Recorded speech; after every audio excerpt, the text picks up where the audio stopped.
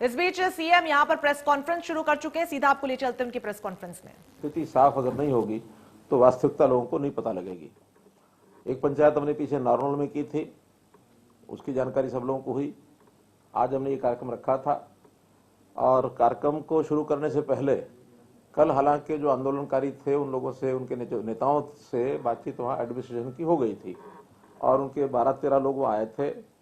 Deputy commissioner और वहाँ के जो और अधिकारी हैं उनसे बातचीत करने के बाद एक सहमति बनी थी कि एक सांकेतिक विरोध हम करेंगे, लेकिन रैली में कोई किसी प्रकार का हम कोई प्रदर्शन ऐसा नहीं करेंगे। उस बात पर विश्वास रखते हुए और प्रशासन ने भी अपनी तैयारी की और आज मुझे वहाँ जब पहुँचना था तो उससे पहले रैली में बड़ी संख्या में लोग उपस्थित थे। लगभग 5000 से ऊपर जनता थी और उस जनता के वहाँ पहुँचने पर सबसे पहले तो उनका आभार प्रकट करता हूँ कि वो इस कार्यक्रम में वहाँ उपस्थित हुए। और खास करके जो कैमला गांव जहाँ पर ये रैली थी, पूरा गांव का गांव और सब किसान उसमें थे, तो वहाँ उपस्थित हुए थे। लेकिन जैसा कल तय हुआ था उसमें से उन लोगों ने उस बात को, उस वायदे को उल्लंघन करके और कुछ लोग तो वहाँ रुके रहे जहाँ का तय हुआ था, लेकिन कुछ नौजवान उनके द्वारा चाहे उकसाए गए होंगे चाहे अपने आप आए होंगे, लेकिन उस वायदे का उन्होंने उल्लंघन किया, निभाया नहीं। हमारे नेता जो भी मंच पर पहुंच रहे थे सब पहुंचे हुए थे। केवल मुझे वहाँ हेलीकॉप्टर लेकर उतरना था तो हेलीकॉप्टर पर वो पहुंच गए बड़ी संख्या में, जिसके कारण से मैंने भी समझा कि क्योंकि लॉ एंड ऑर्डर की स्थिति नहीं बिगड़नी चाहिए, इसलिए सुरक्षा को ध्यान में रखते हुए और मैंने अपना हेलीकॉप्टर जो है निर्देश दे करके उनको और करनाल में उतारा। तो इसलिए कुछ समय के बाद हमारे प्रदेश अध्यक्ष उनका भाषण हुआ, शिक्षा मंत्री उनका भाषण हुआ, वहाँ जो विधायक हैं उनका हुआ और जो नेता वहाँ पहुँचे थे सबके भाषण हुए। वास्तव में जो हमने किसान को बताना था वो सारा संदेश उन किसानों को चला गया। आखिर तो हमने अपने विषय बताने थे वो बता दिए गए, वो मैंने बताने थे या हमारे बाकी नेताओं ने बताने थे, उसमें कोई बहुत बड़ा अंतर नहीं था। लेकिन चूंकि गांव के, ग्रामीण क्षेत्र के उन लोगों को एक अपेक्षा थी कि मुख्यमंत्री आज आएंगे और उस इलाके के लिए कुछ ना कुछ विकास के कार्यों के नाते से घोषणाएं करेंगे, मुझे करनी भी थी। अब ये ठीक है कि वो घोषणाएं तो मैं यहाँ से भी कर सकता हूँ, वहाँ से भी कर सकता हूँ, कोई उसमें अंतर पड़ने वाला नहीं है। उस इलाके के विकास के काम के लिए लगभग 100 करोड़ रुपए की योजनाएं आज मुझे जो वहाँ बतानी थी वो निश्चित रूप से फिर किसी मौके पर उनको बता दी जाएगी। और 3 प्रोजेक्ट्स उनका उद्घाटन था 47 करोड़ रुपए का, वो भी वहाँ एडमिनिस्ट्रेशन ने या तो कर दिया होगा, नहीं तो फिर किसी मौके पर ऑनलाइन उसका उद्घाटन कर दूंगा। लेकिन कुल मिलाकर के आज के इस घटनाक्रम पर इतना जरूर मैं कहना चाहूँगा कि हमारे देश में एक स्थापित लोकतंत्र है, मजबूत लोकतंत्र है और मजबूत लोकतंत्र में हमने ये पाया है कि हमें बात कहने का अधिकार सबको है, विपक्ष को भी है, पक्ष को भी है। जो भी अपना यानी राइट टू एक्सप्रेशन के अंतर्गत जिस प्रकार का संविधान ने अधिकार सबको दिया है उसकी हम पालना करते हैं। हमने कभी भी इन तथाकथित किसानों के, किसान नेताओं के जो वक्तव्य हैं उनको कभी रोका नहीं। उनके जो आंदोलन चल रहे हैं वो चल ही रहे हैं और उसमें तो बल्कि वहाँ पर इतनी भीड़ होने के बाद, कोविड होने के बाद भी जहाँ वहाँ इतनी भीड़ है उसमें व्यवस्थाओं में बहुत से काम हमने किए हैं। हमने वहाँ स्वच्छता के नाते से, पानी के नाते से, वहाँ जो टेम्परेरी टॉयलेट्स है उसकी व्यवस्था की है, लाइट की व्यवस्था की है, वहाँ हेल्थ सर्विसेज को लेकर के मेडिकल फैसिलिटीज़ वो उनको दी हैं। तो ये सारे काम वहाँ किए गए हैं। लेकिन ये अच्छा नहीं कि कोई अपनी बात को कहना चाहे और हम किसी दूसरे का विरोध करें, ये लोकतंत्र का तकाजा नहीं है। देश ने आज़ादी प्राप्त की है और आज़ादी का जो हमारा लोकतांत्रिक व्यवस्थाओं का जो एक पालन हुआ हमारे संविधान के द्वारा, डॉक्टर भीमराव अम्बेडकर ने जो हमने व्यवस्था दी है, उसका उल्लंघन ये देश की जनता मुझे नहीं लगता बर्दाश्त करेगी। आखिर इस देश में डेमोक्रेसी को खत्म करने के लिए पहले भी कांग्रेस ने एक प्रयत्न किया 1975 में, जब देश में आपातकालीन हुई। तो आपातकालीन के समय कांग्रेस का ये जो घिनौना काम है उसको लोगों ने उस समय पहचाना और कांग्रेस को नेस्तनाबूद किया, धराशायी किया। सत्ता इतने लंबी पुरानी उनकी सत्ता थी, उसको उखाड़ के फेंका। तो ये लोकतंत्र के प्रति हमारे देश की आस्था है, जनता सब जानती है। और आज के इस घटनाक्रम के कारण से तो मैं समझता हूँ जनता को वह संदेश, शायद मैं अपनी बात में से इतना संदेश न दे पाता जितना बड़ा संदेश जनता को इस घटना के कारण से हो गया है। और बहुत से समाचार उसके बाद मेरे पास फोन आ रहे हैं कि ये ठीक नहीं हुआ है और ठीक नहीं किया है और इसमें से एक हमारे समाज में खास करके किसान वर्ग की भी बदनामी इन लोगों ने कराई है, क्योंकि किसान का ये रवैया नहीं हो सकता, किसान का ये स्वभाव भी नहीं। हमारा देश का किसान कितना ही कम पढ़ा लिखा होगा, भोला भाला होगा, लेकिन बहुत गहरी उसकी आस्था है इन चीज़ों में, वो बहुत समझदार है। तो इसलिए इनको उस प्रकार का समर्थन मिलने वाला नहीं है। और इसमें भी अगर मैं किसी को, एक व्यक्ति को जिम्मेवार ठहराऊं, तो उसमें जो परसों से वीडियो चलाया गुरनाम सिंह चढ़ूनी ने, तो गुरनाम सिंह चढ़ूनी ने जो जिस प्रकार का उकसाने का काम किया कि मुख्यमंत्री की जो ये सभा है, ये पंचायत है, ये नहीं होने देंगे, और उन्होंने अपने नौजवानों को या अपने जो साथ लगे उनके लोग हैं उनको आह्वान किया कि मरोड़ निकाल देंगे, ये करेंगे, वो करेंगे। मरोड़ निकालने का विषय नहीं है मेरा, तो क्या, मैं समाज का प्रतिनिधि हूँ, जनता का प्रतिनिधि हूँ, मेरी कोई मरोड़ नहीं है। मुझे तो जनता के आशीर्वाद से ये स्थान अगर मिला है, तो ये जनता की अगर मरोड़ निकालनी है तो उनके सामने आ जाएगी, उसमें कहीं कोई देरी नहीं लगेगी। इसलिए अब वो बहुत ज़्यादा एक्सपोज होते जा रहे हैं, और इस आंदोलन के पीछे अगर हाथ है तो मैं समझता हूँ कांग्रेस पार्टी का बड़ा हाथ है, कम्युनिस्टों का बड़ा हाथ है। तो ये सारे लोगों को भी इस बात का ध्यान में आता है कि ये कोई तौर तरीका नहीं है, क्योंकि कांग्रेस के लगातार वक्तव्य इस प्रकार के आ रहे हैं, उकसाने के, सबके सामने हैं। और जो नेता इनके जितने भी आंदोलन पर बैठे हैं और जो बातचीत में भी जाते हैं, वो सब कम्युनिस्ट विचारधारा के हैं। वो कम्युनिज्म जिसका नेस्तनाबूद हो गए, बंगाल में हो गए, चाइना में हो गए, रूस में हो गए, आज ये पैर पसारने के लिए लगे हुए हैं कि इन आंदोलनों के माध्यम से हम यहाँ पैर जमा लेंगे, तो इनको भूल जाना चाहिए।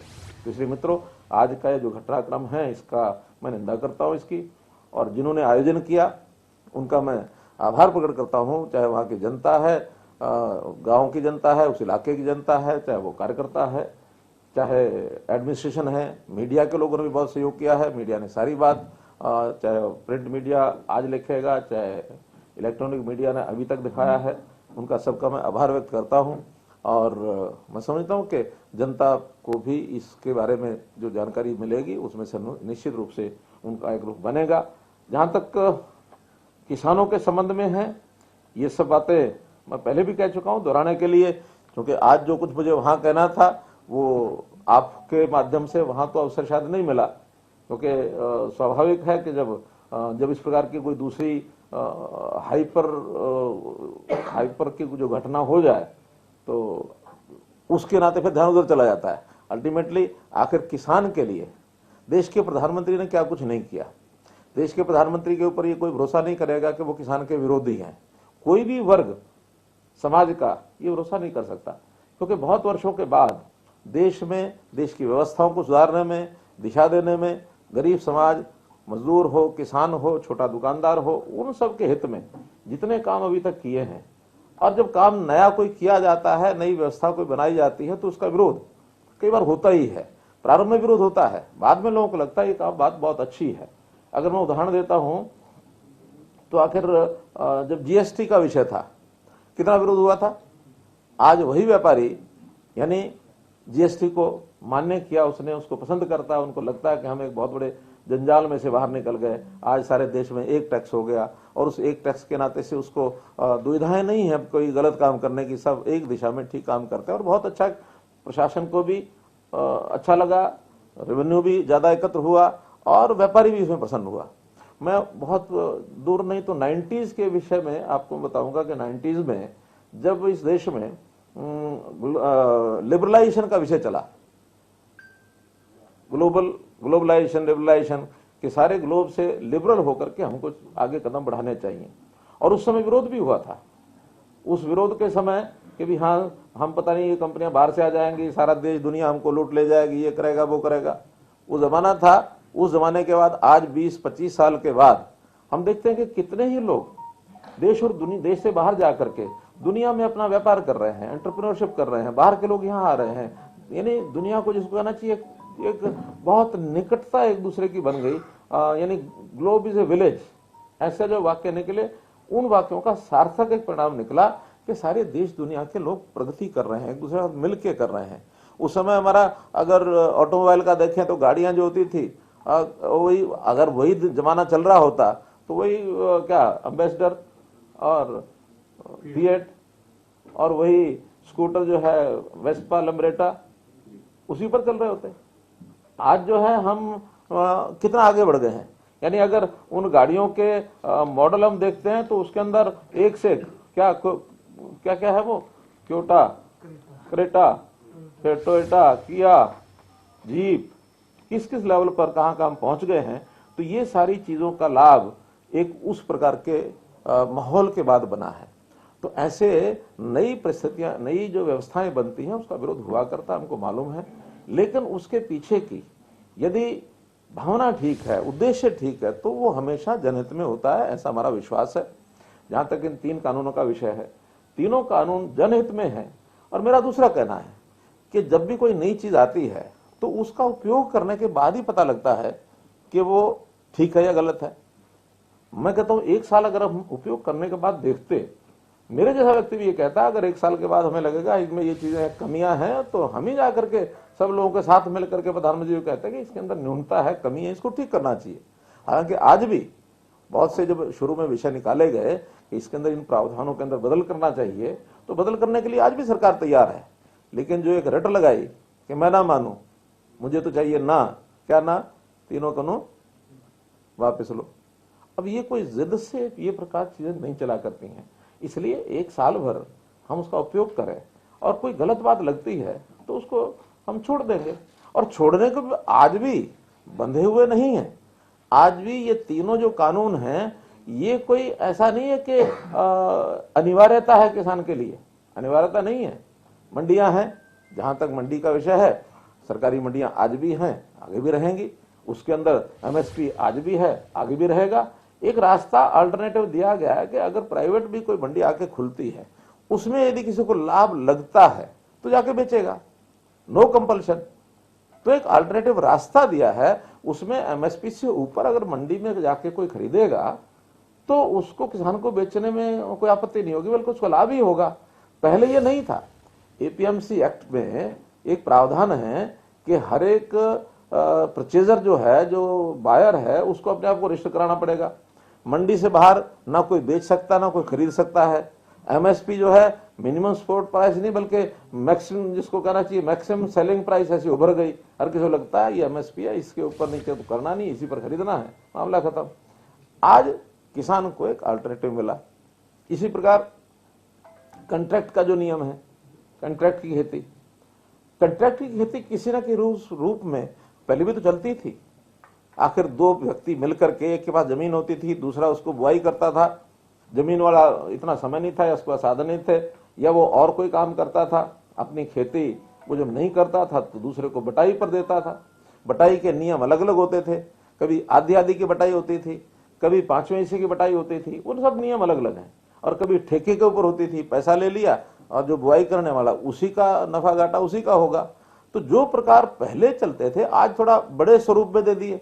उसमें इतना ही तो कहा कि अगर आप चाहें तो किसी कॉर्पोरेट घराने को भी अगर कोई आता है, वो अगर कॉन्ट्रैक्ट पे करना चाहता हो तो उसके साथ कर सकते हो, करना जरूरी नहीं है।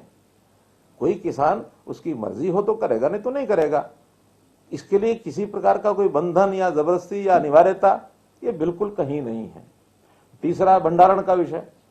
भंडारण में क्यों अनिवार्य है? इसलिए है कि भंडारण के बिना हमारी जितने भी फल, सब्जियां और अन्न है, प्रधानमंत्री जी ने स्वयं हमको जो आह्वान किया, बताया कि 1 लाख करोड़ रुपए की फसल, फल, सब्जी ये साल में खराब हो जाती है लगभग। अगर हम हरियाणा की बात करें तो उसमें अगर क्योंकि 3-4%, 5% तो हमारा योगदान होगा ही, तो 5% का मतलब है कि 5,000 करोड़ रुपया यहां भी जाता होगा, 3-4 हजार करोड़ रुपया यहां भी जाता होगा। कितने फल सब्जियां खराब हो जाते हैं, गोदाम में पड़ा पड़ा अन्न सड़ जाता है। कुछ लोगों का उसमें इंटरेस्ट भी होता है कि सड़ जाए तो ठीक, उसके बाद हम इसको खरीदेंगे।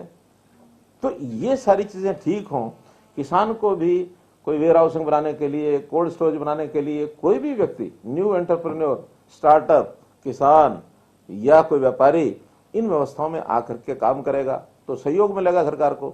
सारी व्यवस्थाएं सरकार के ऊपर छोड़ना संभव भी नहीं है, हो भी नहीं सकती हैं। सरकार आखिर कितना करेगी? और सरकार के काम भी ये नहीं है। व्यापार करना सरकार का काम नहीं है। सरकार का काम व्यवस्थाओं को ठीक करना है। हाँ, जब कभी टकराव, इन चीजों में, इंटरेस्ट में जब टकराव होता है, प्रतियोगिता होती है, तो उसमें कहीं ना कहीं इस प्रकार के विषय भी होते हैं कि कोई एक मानो व्यक्ति लाभ कमाता है तो कई बार दूसरे की कॉस्ट पर कमाता है, दूसरे को हानि होने लग जाती है। तो कोई किसी की कॉस्ट पर काम न करे, संतुलन बैठाना ये सरकार का काम होता है। सरकार उसमें नियम पॉलिसीज बनाती है। तो इसलिए मित्रों, ये जो चीजें हैं, भंडारण की हो, चाहे कॉन्ट्रैक्ट खेती हो, चाहे मार्केटिंग की बात हो, ये सब किसान के हित में बनाई गई है। लेकिन सभी ऑप्शनल हैं, कोई भी कंपलसरी ऐसा विषय नहीं है कि किसान को इसके ऊपर जाना ही जाना है। किसान को जिस दिन लाभ लगने लगेगा उस दिन वहां जाएगा। लेकिन हम तो और भी किसान के हित में कितनी बातें और कर रहे हैं। आखिर किसान का जो समस्याएं हैं, सबसे बड़ी समस्या उसकी जमीन का जो रेवेन्यू रिकॉर्ड है, वही इतने फंसे हुए हैं कि उसमें इतनी लिटिगेशन, झगड़े। हम उस पर डिजिटलाइजेशन कर रहे हैं, उसको डिजिटलाइजेशन के माध्यम से उसको दुरुस्त कर रहे हैं ताकि उनके आपसी झगड़े पिछले खत्म हो, आगे झगड़े ना हो। कितनी जमीन खराब है, और जमीन की सीमा है हमारे यहाँ 70,000 72,000 एकड़, 70-72 लाख एकड़, ये हमारी एग्रीकल्चर लैंड है। तो उसमें से भी 8-10 लाख एकड़ खराब जमीन है, सलाइन है, एल्कलाइन है। हम उसको ठीक करने के लिए लगे हैं। हमने टारगेट रखा कि इस साल 1 लाख एकड़ हम जरूर ठीक करेंगे। तो उस 1 लाख एकड़ के लिए किसानों को आह्वान भी करेंगे। उसके साथ कुछ थोड़ा बहुत उसका भी इंटरेस्ट जागना चाहिए कि मैं जमीन ठीक कराऊंगा तो मेरी जमीन का लाभ मुझे ही होगा। तो पहले 1 लाख में कौन आगे आता है उसका हिसाब करेंगे। इसी प्रकार से कौन क्या फसल बोए, क्रॉप का यानी उसका जो टोटल क्रॉप कितनी हो, इसके टारगेट्स हमारी आवश्यकता के हिसाब से वो हम रखने के लिए योजना बना रहे हैं। किस किसान यानी किसान को कौन सी फसल बोने में लाभ ज्यादा है। आखिर तो किसान भी इनकम के लिए काम करता है ना, तो इनकम ज्यादा किस में हो सकती है, एक जैसी इनकम में तो सब में तो नहीं होती। तो आज हमारी आवश्यकता किस चीज की है, हमारी आवश्यकता सब्जियों की है, फल की है, मसालों की है। आज हमारी आवश्यकता यानी गेहूं की और धान की उतनी नहीं है। देश को भी जितना पैदा होता है उससे सरप्लस है। हमें रिक्वायरमेंट जो फूड सिक्योरिटी की रिक्वायरमेंट है इस साल का और 1 साल का और 2 साल का फूड ग्रेन हमारे स्टॉक में रहना चाहिए। आज 5 साल का फूड ग्रेन हमारे स्टॉक में है, इसका मतलब 3 साल और आगे तक भी रखा हुआ है। तो अगर उसको हम थोड़ा कम करेंगे, एक इक्विलिब्रियम जो है, संतुलन जो है बैठाना पड़ेगा। बाकी चीजों का आवश्यकता उसमें हम करेंगे। बहुत चीजें ऐसी जो इंपोर्ट करते हैं विदेश से। अब एक फल है मानो अंजीर, अंजीर हमारे देश में नहीं होता, हो सकता है। अभी मैंने साइंटिस्ट से पूछा, मैंने कहा अंजीर क्यों नहीं होता भाई, उन्होंने हो सकता है। मैंने हो सकता तो करो इस बार हरियाणा में, ज्यादा नहीं तो 150 एकड़ की खेती शुरू करो, बाद में देखेंगे और ज्यादा। अभी तो सारा पश्चिमी देशों से वहीं से आता है सब। तो इसलिए और बहुत सी चीजें हैं, खजूर है बाहर से आता है, कई फल ऐसे हैं, कई सब्जियां ऐसी हैं जो हमारे यहाँ नहीं होती हैं। तो उन चीजों की खेती करके हम उन चीजों को आगे बढ़ा सकते हैं। फिर जो चीज हमारे यहाँ सरप्लस होती है उसका क्या हम उसके बाय प्रोडक्ट बना सकते हैं, क्या उसकी प्रोसेसिंग कर सकते हैं, क्या प्रोसेसिंग करके हम उसको कहीं एक्सपोर्ट करेंगे, या अगर मार्केट में बेचेंगे जहां उसकी मार्केट है वहां उसको भेजेंगे। मार्केट भी कई प्रकार की, एक सामान्य गरीब आदमी की मार्केट है, वो तो अपना 2 समय का भोजन कर सकता है, उसको उतना उपलब्ध होना चाहिए, उसकी सिक्योरिटी उसकी होनी चाहिए। फूड सिक्योरिटी में वो सिक्योर है। फूड सिक्योरिटी में 1 रुपया 2 रुपया 3 रुपया किलो अनाज जो है वो उसको मिलता है, और वो सरकार जो है उसको प्रोक्योर करती है। प्रोक्योरमेंट करने के बाद अनिवार्यता है सरकार की, देना ही पड़ेगा। तो इसलिए वो प्रोक्योरमेंट वो तो समाप्त हो नहीं सकती। लेकिन अच्छे ऐसे लोग जो अपनी कैपेसिटी अच्छी रखते हैं, जो जिनकी क्षमता है, बाइंग कैपेसिटी है, वो खाने के अच्छे प्रकार भी खरीदते हैं। जब अच्छे प्रकार खरीदते हैं तो उसके प्रोडक्ट वैसे ही बना करके बेचे जा सकते हैं। अब आलू है 5 रुपए 10 रुपए केजी है, लेकिन आलू की जो चिप्स है बनी हुई वो 20 रुपए पैकेट से लेकर 100 रुपए पैकेट तक है। तो ऐसे ही सब चीजों के प्रोडक्ट सीधा जो है एक सीमित सीमा होती है हर चीज के उपयोग करने की, चीनी है। अब सीधी उपयोग तो नहीं हो सकती, कोई सीधी थोड़ी खाएगा, उसके प्रोडक्ट बनते हैं, आगे प्रोडक्ट बना करके आगे बेचेंगे। हमने बाजरा खरीदना शुरू किया, बाजरे का उपयोग तो हमारे यहाँ 2 लाख मीट्रिक टन का है, हमने 7.5 लाख मीट्रिक टन खरीद लिया। तो इसमें से प्रोडक्ट बनाएंगे हम, प्रोडक्ट बनाने के बाद इंडस्ट्री लगाएंगे, और ये इंडस्ट्री लगाने के लिए जनता को, उसमें किसान भी होगा, किसान का बेटा भी होगा, सब होंगे, उनको इसके लिए हम आह्वान कर रहे हैं, आगे बढ़ा रहे हैं। तो ये सारी चीजें यानी एग्रो बेस्ड इंडस्ट्री या किसान की आय अधिक बढ़ाने के लिए जो एलाइड जो प्रोजेक्ट्स हैं किसान के लिए, मानो खुम्बी फार्म है, मानो मधुमक्खी फार्म है, पिगरी है, ये डेयरी है, पोल्ट्री है। तो ऐसे बहुत से ऐसे प्रोजेक्ट हैं कि जिनको किसान के साथ, खेत के साथ लगाने में हम सहयोग कर रहे हैं ताकि उसकी आमदन बढ़े। सामान्य किसान और साथ में प्रोग्रेसिव फार्मर, हमने प्रोग्रेसिव फार्मर को आह्वान किया है कि आप आइए आगे, अपने जैसे 10 किसान और बनाइए, हम आपको सहयोग करेंगे। हमने कंपटीशन पैदा करने के लिए उनकी सम्मान योजना एक बनाई है ताकि किसान आगे आए। पानी की आवश्यकता के लिए हम कर रहे हैं। लखवार डैम है, रेणुका डैम है, किसाऊ डैम है, इसके ऊपर हम काम कर रहे हैं। एसवाइल का लड़ाई चलेगी, चलती रहेगी, कब सफलता मिले कब ना मिले, लेकिन जो कुछ नए प्रोजेक्ट्स हैं वो भी तो हम कर सकते हैं। फिर जितना पानी है उसके लिए हम मानो माइक्रो इरिगेशन के प्रोजेक्ट, ताकि कम पानी में ज्यादा सिंचाई हो जाए। हर खेत को पानी पहुंचाने का काम ये हमने शुरू कर दिया, उसका रजिस्ट्रेशन अब शुरू हो जाएगा। 4 जिले छांटेंगे, इन 4 जिलों में आने वाले साल भर के बाद कोई 1 एकड़ भी नहीं बचेगा सिंचाई के लिए जो रह गया हो। उसके लिए उस प्रकार के बड़े प्रोजेक्ट बनाएंगे, पीपीपी प्रोजेक्ट बनाएंगे, सोसाइटीज बनाएंगे, सरकार मदद करेगी। 85% हम उसमें सब्सिडी दे रहे हैं। तो ऐसे कितने ही काम हमारे एजेंडे में हैं। किसान की फसल ठीक से बिक जाए, उसका ठीक से रिकॉर्ड ठीक बन जाए, मेरी फसल मेरा ब्यौरा, ये हमने शुरू किया। आज हर किसान को जिस दिन उसकी बारी आती है उसको SMS पहुंच जाता है, कल तुमने फसल लेके आनी है। नहीं तो हमने देखा मंडी में 4-4 दिन 5-5 दिन ट्रॉली लेके जाते थे, किसानों को मंडी में सोना पड़ता था। अब किसान को मंडी में सोने की आवश्यकता नहीं है। पेमेंट पहले आड़ती के थ्रू आती थी, इस बार 52% ऐसे किसान हैं जिनको सीधी उनके अकाउंट में पेमेंट गई है। सिर्फ 48% ने जिन्होंने कहा कि हमारी पेमेंट आड़ती के थ्रू दे दो, उनको आड़ती के थ्रू दे दी, कोई समस्या नहीं आई। पहली बार किसानों के खाते में सीधा लाखों रुपया गया है। किसान की इनकम कैसे बढ़े, हमारा ध्यान इधर है। किसान अपना काम चलाने के लिए लोन लेता है, ब्याज के उसमें कर्जे में दबा रहता है, और इतना दबाव होता है उसको पता ही नहीं लगता कि मेरी इनकम गई कहाँ, और फिर वो कर्जा जो है बरकरार रहता है। फिर नारे लगते हैं, पॉलिटिकल पार्टियां नारे लगाती हैं, क्या कर्जा माफ करो, कर्जा माफ करो, और सरकारें जो करती हैं माफ कभी कर नहीं पाती हैं। कांग्रेस के चुनाव में उन्होंने राजस्थान में, मध्य प्रदेश में, दोनों जगह कहा कि हम कर्जा माफ कर रहे हैं। आज हिसाब उठा के देख लो, नहीं कर पाए। हमने हालांकि आने के बाद 3.5 लाख किसानों का ब्याज और पेनल्टीज वो माफ की, 1000 करोड़ रुपए से ऊपर ये हमने माफ किया। क्योंकि अगर ब्याज कर और वो तो छोड़ सकते हैं हम, लेकिन अगर उसका जो मूलधन है वो छोड़ा है तो जो एजेंसियां हैं फाइनेंस करने वाली, बैंक हैं, वो डूब जाएंगे या सरकार से भरना पड़ेगा। तो हम क्यों ना ऐसे प्रयत्न करें कि कर्जे की बजाय उसकी इनकम बढ़े। आखिर तो ताकतवर किसान बनेगा अपनी इनकम से, कर्जे से और कर्जे माफी से नहीं। तो उसकी इनकम बढ़ाने के लिए हम लगातार प्रयत्न कर रहे हैं। यही प्रधानमंत्री हैं जिन्होंने किसान की आय डबल हो इसकी घोषणा की, उस पर काम कर रहे हैं।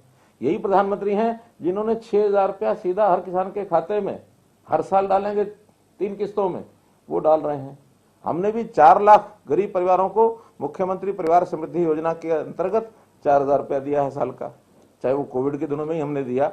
उस योजना को हम आगे बढ़ाएंगे। बहुत ऐसे विषय हैं जिसको हम कर रहे हैं। अब परिवार पहचान पत्र का काम हमारा पूरा होते ही 31 मार्च को हम 1 लाख परिवारों की आमदन कैसे वो 1 लाख से ऊपर हो जाए। अब पता नहीं कितने निकलते हैं 1 लाख, जो लोएस्ट इनकम के परिवार कितने और किस सीमा तक निकलेंगे, वो एक आंकड़ा आएगा। हो सकता है बहुत कम निकले, तो फिर 1 लाख से ऊपर भी बढ़ सकते हैं। किसान को कम से कम, हर एक किसान को कम से कम 1 लाख की आय जरूर हो जाए। छोटा भी किसान है, 1 एकड़ का, आधे एकड़ का, उसको अन्य रोजगार क्या कराया जाए, इस पर हमारी प्लानिंग बन रही है। तो हम लोग लगातार गरीब, किसान, मजदूर दिन रात काम करते हैं। लेकिन ये जो सारा सिलसिला चल पड़ा है भ्रमाने का, किसान को भ्रम में डालने का। अब किसान विरोधी, ये ठीक है, मैं उनको भी किसान विरोधी नहीं कह सकता। किसान के हम भी समर्थक हैं, वो लोग भी जो तथाकथित ऐसे किसान नेता वो भी समर्थक हैं। हम भी चाहते हैं उनकी आय बढ़े, वो भी चाहते होंगे आय बढ़े। हम भी चाहते हैं किसान अन्नदाता, हम भी कहते हैं अन्नदाता है, वो भी कहते हैं किसान अन्नदाता है। इसमें अंतर कहीं नहीं है। अंतर है तो सिर्फ ये 3 कानून का समर्थन या इसका विरोध। कभी भी कोई समर्थन विरोध जो होता है वो बैठ करके बातचीत से सुलझाया जाता है। तो बातचीत के ऊपर सुलझाने के लिए अगर वो आगे आते हैं किसी को कोई आपत्ति नहीं है, लेकिन एक अब शब्द अगर मैं गलत प्रयोग करूंगा तो उनको चुभ जाएगा, लेकिन इस प्रकार का एक जिसको कहना चाहिए एक अंधेर गर्दी, ये कभी भी समाज में चलती नहीं है, कोई समाज स्वीकार नहीं करेगा। तो आज तो मैं फिर एक दोबारा से निवेदन करूंगा कि इस प्रकार की हरकतों को छोड़ देना चाहिए। लोकतंत्र में सबको पूरा अधिकार है, सबको अपनी बात कहनी चाहिए, किसी का भी कोई मूछ ऊंची नीची नहीं होती है। जब हम सब कर रहे हैं उनको भी इस प्रकार से करना चाहिए। और कुल मिलाकर मैं जो विपक्षी दल हैं, चाहे वो कांग्रेसी हैं, चाहे वो कम्युनिस्ट पार्टी के लोग हैं, ये लाल झंडे वाले जो लोग हैं, ये गलतफहमी न रहे, लोकतंत्र में विश्वास ये पैदा करें, वरना लोग जो है इनको सबक सिखा देंगे, ऐसा मेरा मानना है। मुझे आज के इस कार्यक्रम में जितनी बात ध्यान में थी आपको कही है, और मैं फिर कहता हूं कि आज के इस कार्यक्रम का जो संदेश जाना चाहिए था, मुझे लगता है मेरी बात वहां करने के बजाय शायद अब ज्यादा ही गया है। आज के इस समय की मेरी बातचीत को जितना लोगों ने रिसीव किया होगा, शायद उस समय ना करते। और मैं आग्रहपूर्वक कह रहा हूं कि इस देश की परंपराओं में विश्वास रखें, किसान का वास्तविक हित किस चीज में है, इसके ऊपर थोड़ा चर्चा करें, और एक बार लागू होने के बाद किसी प्रकार का कोई नुकसान होता नजर आएगा तो स्वयं, चाहे देश के प्रधानमंत्री हैं, चाहे देश के कृषि मंत्री हैं, चाहे होम मिनिस्टर हैं, चाहे प्रदेश की सरकारें हैं, सब उसको मानेंगे कि इसमें बहुत बार बदलाव होते हैं। संविधान हमारा बना 1952 में, 51 में, उसके बाद उसमें 100 से ज्यादा अमेंडमेंट हो चुके हैं। कितनी पॉलिसीज हमारी बदलती हैं। कभी एपीएमसी एक्ट किसान के हित में बताया गया था 80s में, लेकिन वही एपीएमसी एक्ट में संशोधन सब तरफ से आया है कि संशोधन करना चाहिए। हम भी कहते हैं, वो भी कहते हैं, कांग्रेस ने भी कहा है। और इन 3 कानूनों का प्रस्ताव अगर रखा गया तो ये कांग्रेस के टाइम पर रखा गया है। कांग्रेस क्योंकि कभी भी जो चीज को आगे बढ़ाना चाहती है तो उसमें हिम्मत नहीं होती आगे करने की, क्योंकि कांग्रेस के बारे में पहले जैसे कह चुका हूं कि कांग्रेस एक यथास्थितिवादी पार्टी है। कभी भी कुछ नया करने में उन्हें हिम्मत नहीं होती, डर लगता है उनको। और फिर जब डर लगता है, बाद में जब काम हो जाता है तो उनको एक और खतरा महसूस होता है, भाई हम तो नहीं कर पाए, ये कैसे कर गए। फिर उसके लिए समाज के वर्गों को, भिन्न भिन्न वर्गों को उसमें भय पैदा करना, और ये भय पैदा करके इस प्रकार का वातावरण बनाना, ये सब उनका बहुत समय से पहले से ही ऐसा वातावरण रहा है। क्योंकि इन्होंने 370 के समय भी यही किया, इन्होंने राम जन्मभूमि के समय यही किया, इन्होंने सीएए के समय यही किया, आज भी यही कर रहे हैं। तो इसलिए न करें, क्योंकि इस लोकतंत्र में आस्था हमको तो रखनी है, उनको भी रखनी ही होगी। नहीं रखेंगे तो जनता उखाड़ के फेंक देगी। मुझे इतना बात करना। आगे भी प्लान की जाएगी क्या? और आगे आज जो पंचायत प्लान हुई वो आगे जारी रखी जाएगी? हमारी पार्टी के लोग इस पर निर्णय करेंगे। सीएम साहब, किसान लगातार ही कह रहे हैं कि जब भी हम पहले दिल्ली की ओर गए तब भी हम पर वाटर कैनल और टीयर गैस का इस्तेमाल किया गया, आज भी टीयर गैस और वाटर कैनल का इस्तेमाल किया गया। मुख्यमंत्री ऐसा लग रहा है कि किसान नहीं तो आपको क्या लगता है कि ऐसी छूट कुछ भी दे दी जाए, कुछ भी करें? हम यहाँ बैठे अपना ये प्रेस कॉन्फ्रेंस कर रहे हैं और बाहर कोई 100-200 लोग आ जाए, हम तो आपको प्रेस कॉन्फ्रेंस को डिस्टर्ब करेंगे। हम तो शांतिपूर्वक जा भी रहे थे और आपको शांति इंटेलिजेंस फेलियर है। नहीं, कोई फेलियर नहीं है, कोई फेलियर नहीं है। 2 दिन पहले से पता लग गया था, उनसे बैठ के बातचीत हुई थी, और बातचीत होने के बाद वहां फोर्स भी थी। आखिर उस फोर्स नहीं तो उनके ऊपर, लेकिन एक विश्वास होता है, जो विश्वास किया गया तो विश्वासघात कोई करेगा तो उसके साथ कुछ तो करना पड़ेगा। तो आप मानते हैं कि सरकार किसानों को समझा पाने में असफल नहीं? कोई असफल नहीं है। समझ ही नहीं पा रहे हैं। अरे मैं करूं, कोई असफल नहीं है। हमने अपनी बात समझा दी ना, और इतनी घटना के बाद तो ज्यादा अच्छे प्रकार से समझा दी। शायद अगर ये घटना नहीं होती तो मैं आपके माध्यम से सारे देश दुनिया को बता ही नहीं पाता, ये वहीं से आपको खबर लेनी पड़ती। इसलिए इसमें कोई समस्या नहीं आई है, किसान समझ रहा है, और बहुत थोड़ी संख्या में कम लोग जो हैं इसके ऊपर और फिर दूसरा मेरा कहना है, किसान की समस्या है ही नहीं जिसके ऊपर ये बात कर रहे हैं। राजनीति है, शुद्ध राजनीति है, और इस शुद्ध राजनीति में जो फोर्सेस पीछे लगी हुई है मैंने आपको बता दिया, नाम लेके बता। ऐलान किया हुआ है कि 26 को हम दिल्ली भी जाएंगे। देखिए, हजारों की तादाद में पैदल जाएंगे। 26 को किसी पार्टी का कार्यक्रम नहीं है। 26 अगस्त एक राष्ट्र गौरव का दिन होता है, हमारे 26 जनवरी, हाँ 26 जनवरी एक राष्ट्र गौरव का दिन होता है। तो इस राष्ट्र गौरव के दिन में किसी की राजनीति नहीं होती है, और उसको भी अगर वो राजनीतिक उपयोग करेंगे तो ये बहुत ही मतलब एक शर्म का विषय होगा इस देश के लिए। दुनिया क्या देखेगी, क्या कहेगी। इसलिए इस विषय पर मुझे ऐसा नहीं लगता कि 26 जनवरी को इस प्रकार की हरकत वो करें। आपने एक नाम लिया, गुरनाम सिंह चटर्जी का पर्टिकुलर नाम लेके बोला है, तो कोई फिर केस दर्ज करवाएंगे कोई उकसाने का और का? देखिए वो एडमिनिस्ट्रेशन जिनके जिम्मे काम है उस सारी स्थिति को देखने के लिए अध्ययन करेंगे, लेकिन कुल मिलाकर के वीडियो तो आपने भी देखा है, मैंने भी सुना है। जैसे शाहबाद में पूर्व मंत्री के घर पे घेराव और उनके घर में घुसने तक का मामला, इसके अलावा एक किसान की मौत जो हुई ट्रैक्टर रैली के दौरान वो मामला, इस तरह के तमाम मामले ऐसे, इसके बावजूद फिर हम तो यही कहते हैं ना कि विषय को बढ़ाया न जाए। हम कोई किसी के खिलाफ कोई हमारा विरोध का वैसे भावना नहीं रहती है कि भी किसी को परेशानी करना है, किसी के खिलाफ कोई हमारी बदले की भावना है, ऐसा नहीं। अगले को समझाया जाता है ये नहीं करना चाहिए। आज भी मैं ओपनली समझा रहा हूँ कि गलत किया है, नहीं करना चाहिए। आखिर लोकतंत्र में क्या होता है कि जन नेताओं को या जो भी कोई इस प्रकार के काम करने वाले अपने ग्रुप के लीडर होते हैं, नेता होते हैं, उनको भी एक सीमा में रहना चाहिए। और सीमा तोड़ते हैं तो हमें कुछ करने की आवश्यकता है कि नहीं है, जनता कर देगी, जनता कर देगी। आपके कई प्रश्न हो गए। करने वाले थे आज, उन पे मोटा मोटा बताना चाहेंगे कि क्या घोषणा आज वहाँ के लिए होनी चाहिए? देखिए वहाँ के स्थानीय कुछ डिमांड्स थी, वो थोड़ा अगर बताएं। हाँ, जैसे मानो एक तो वहाँ बाईपास था चौरा गांव का किसका 30 करोड़ रुपए तो उसी के ऊपर लागत आने वाले थे। मेरे पास वो लिखी है सब, मोटा मोटा जो है वो बताता हूँ, बाकी छोटे काम तो बहुत हैं। एक वहाँ इंद्री एस्केप का मामला है घरोंडा एरिया में। वहाँ बहुत बड़ा पानी इंद्री साइड से निकल करके और उसको लगभग 500-600 एकड़ को पानी खड़ा हो जाता है और वहाँ उसकी खेती ठीक से होती नहीं है। तो उनकी बहुत बड़ी डिमांड थी।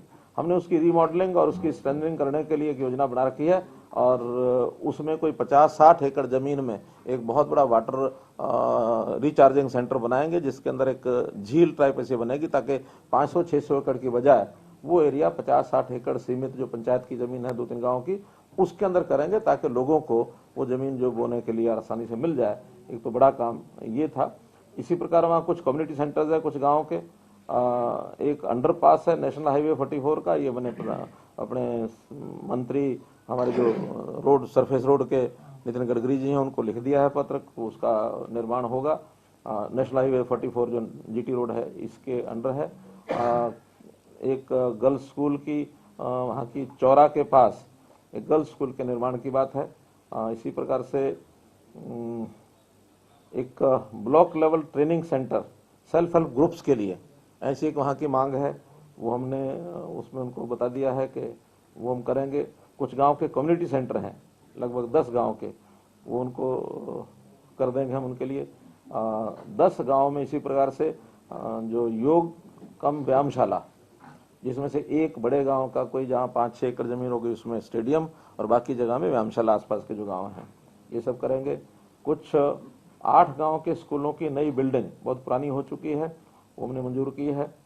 एक हैफेड का कोल्ड स्टोरेज बस्ताड़ा गांव में, ये लगभग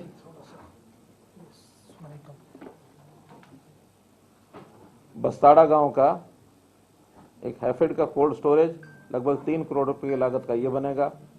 घरोंडा में एक एचएसवीपी का सेक्टर, इसके बनाने की योजना बन गई है, जमीन वहां ले ली गई है। चौड़ा गांव का जैसे मैंने बाईपास बताया 30 करोड़ रुपए का खर्च उसका आएगा। इंद्री एस्केप के ऊपर एक पुल बनेगा इरिगेशन डिपार्टमेंट का। कुछ वेटरनरी बिल्डिंग्स हैं, वेटरनरी जो हॉस्पिटल्स और उनकी जो डिस्पेंसरीज हैं उसमें 5 जगह पर उनकी बिल्डिंग्स की रेनोवेशन होगा।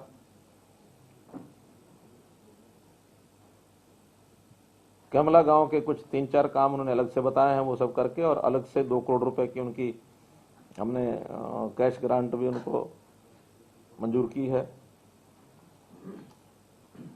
घरोंडा में एक सीएचसी पहले से बनी हुई है, उसको 50 बेड का हॉस्पिटल ये मंजूर किया है। बस्ताड़ा में स्पोर्ट्स का एक जो स्टेडियम है, वो स्टेडियम बहुत पुराना बना हुआ है, उसकी हालत ठीक नहीं है, उसको रेनोवेशन, उसका पूरा नई बिल्डिंग उसकी बनाई जाएगी। 6 गांव में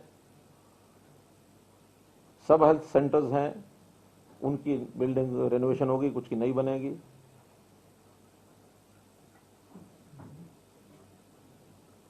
कुछ रोड्स हैं छोटी बड़ी,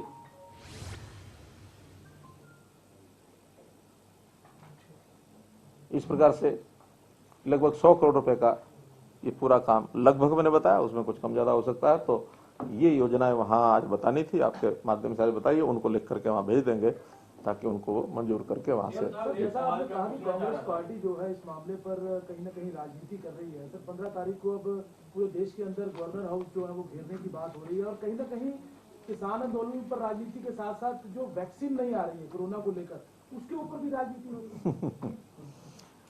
इसमें हंसने के अलावा और कोई बात नहीं है। बस कोविड का ये वर्ष न केवल अपना प्रदेश देश बल्कि दुनिया का, और उसमें भी एक मानवता के अगेंस्ट एक प्रकार की एक संकट आया है। उस संकट के ऊपर भी इनको सहयोग देने के बजाय इस प्रकार की बातें सूझती हैं। ये कोई भारतीय जनता पार्टी का कार्यक्रम नहीं है, ये कोई किसी एक व्यक्ति का कार्यक्रम नहीं है।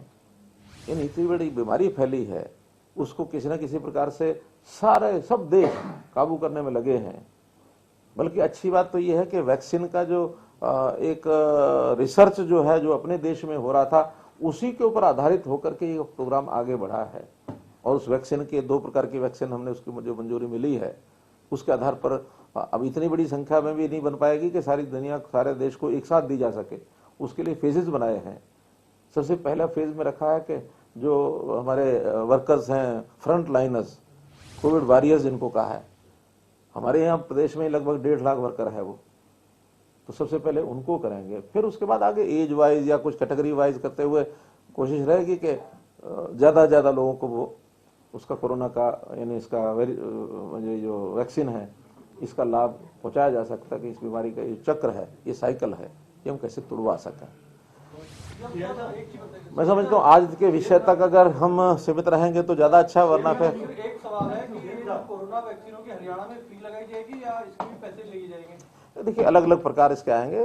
गरीब आदमी को फ्री मिलेगी, और जो आउट ऑफ टर्न अगर लेना चाहेंगे, क्योंकि इसका खर्च तो काफी आएगा, जो खर्च आएगा उसको सब्सिडाइज करने के लिए अगर कुछ लोग सहयोग करेंगे तो अच्छा ही होगा। सीएम साहब, जैसे आज घटना घटी है, ऐसी आगे घटना ना घटे, इसके लिए आज जो सरकारी काम में बाधा पहुंचाई गई है, क्या मामले भी दर्ज किए जाएंगे? देखिए पहला काम अपील करना, हमने अपील की है, और अपील में से चीजें रुक जाएं तो ज्यादा अच्छा होता है। हाँ, आप कुछ बोल रहे थे? सर 2 चीजें, एक तो वैक्सीन के बारे में कि पीछे बात चली थी कि हरियाणा से कुछ लिखकर रिक्वेस्ट नहीं की थी, जो मंत्री हैं बीजेपी या इस कैटेगरी में है उनको पहले देखिए एक भावना थी कि लोग ज्यादा एक्सपोजर होता है, कोई बड़ी आवश्यकता होती है ऐसा नहीं है। आखिर एक्सपोजर में जिसको एक्सपोजर ज्यादा होता है, जैसे अब जो हमारे कोरोना वॉरियर्स हैं उनको पहले क्यों रखा गया कि उनका एक्सपोजर ज्यादा है, उस प्रकार के केसेस को डील करते हैं। जनता में घूमने का एक्सपोजर जो है वो पॉलिटिकल लोगों का कुछ ज्यादा होता है, लेकिन फिर भी अब उसके ऊपर हम कोई बहुत रिजिड ऐसा नहीं है।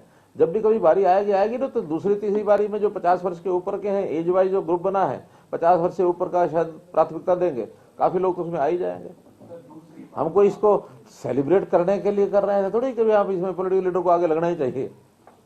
आवश्यकता के हिसाब से ही कहा है वो, और कुछ नहीं। आज की जो दुर्घटना हुई है ये इंटेलिजेंस फेलियर नहीं था जैसे आपने बताया? नहीं, कोई इंटेलिजेंस फेलियर नहीं था, नहीं कोई सिस्टम फेलियर नहीं था।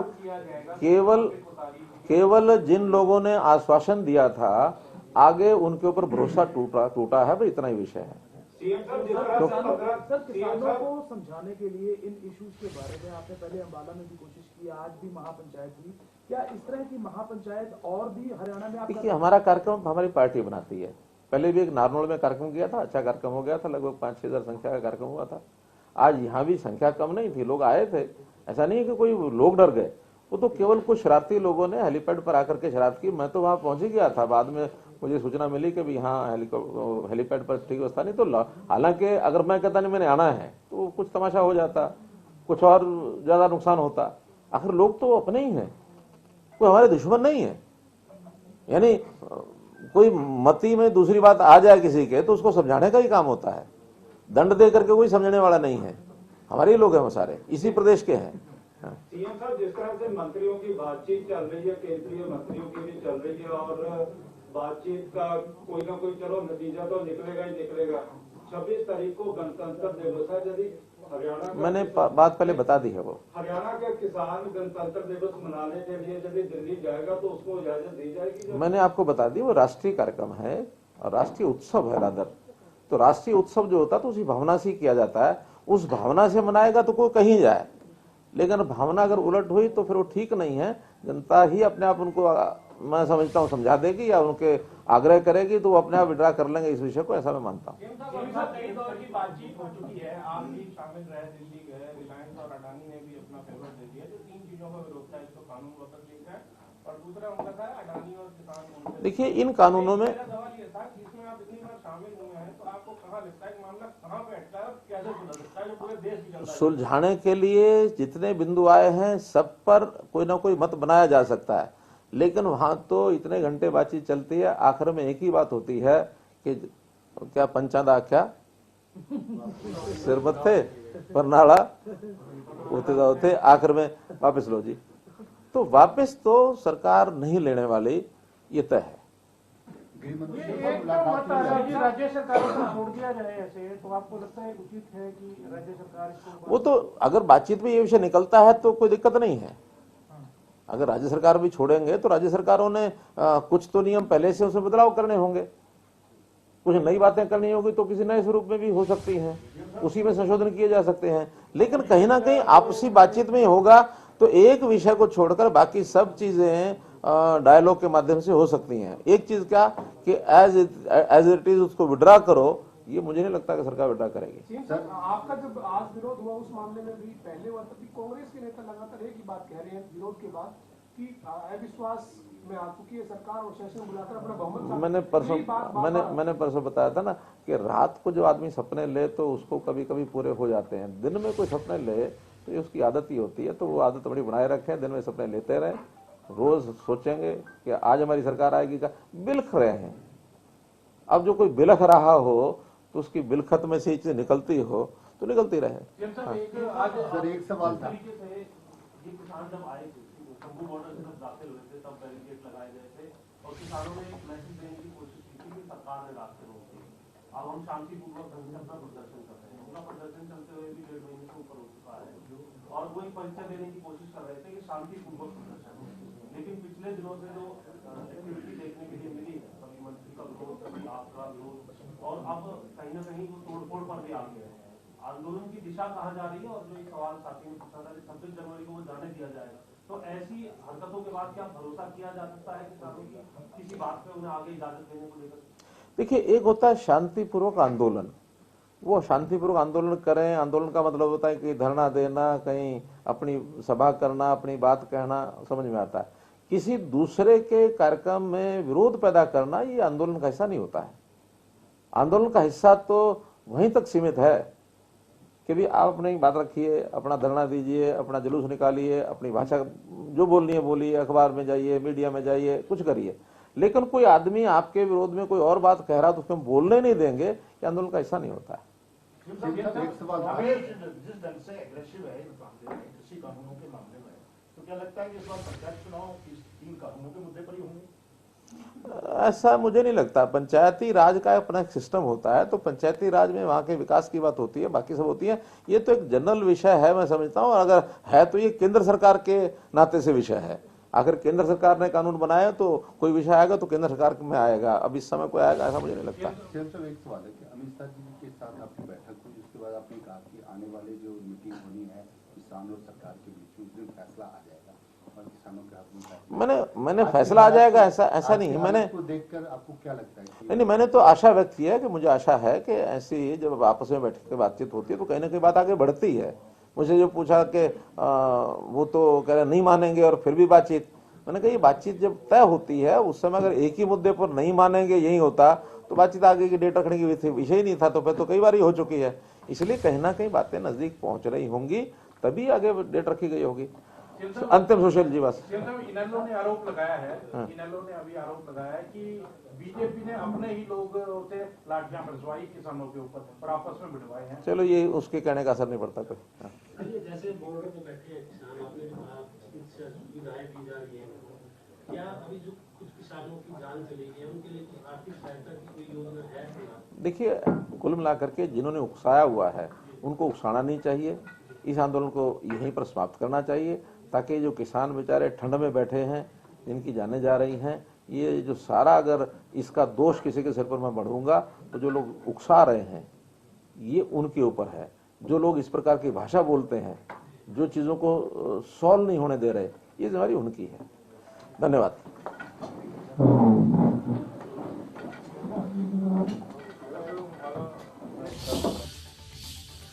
तो मुख्यमंत्री मनोहर लाल प्रेस कॉन्फ्रेंस कर रहे थे, सीधी तस्वीरें भी आपको दिखा रहे थे, जहां पर कई बड़ी बातों का उन्होंने जिक्र किया। लेकिन पीसी की शुरुआत उन्होंने आज घरौंडा में हुई उनके कार्यक्रम स्थल पर घटना से की, जहां पर उन्होंने ये साफ कर दिया कि लोकतंत्र में इस तरीके की घटनाएं शर्मनाक हैं। उसके बाद आगे बढ़ते हुए उन्होंने किसान आंदोलन पर बातचीत की, कोरोना वैक्सीन पर भी कई बड़े बयान दिए, लेकिन उन्होंने ये साफ किया कि किसान आंदोलन के पीछे कांग्रेस का हाथ है। साफ तौर पर कांग्रेस पर निशाना साधते हुए मुख्यमंत्री मनोहर लाल नजर आए।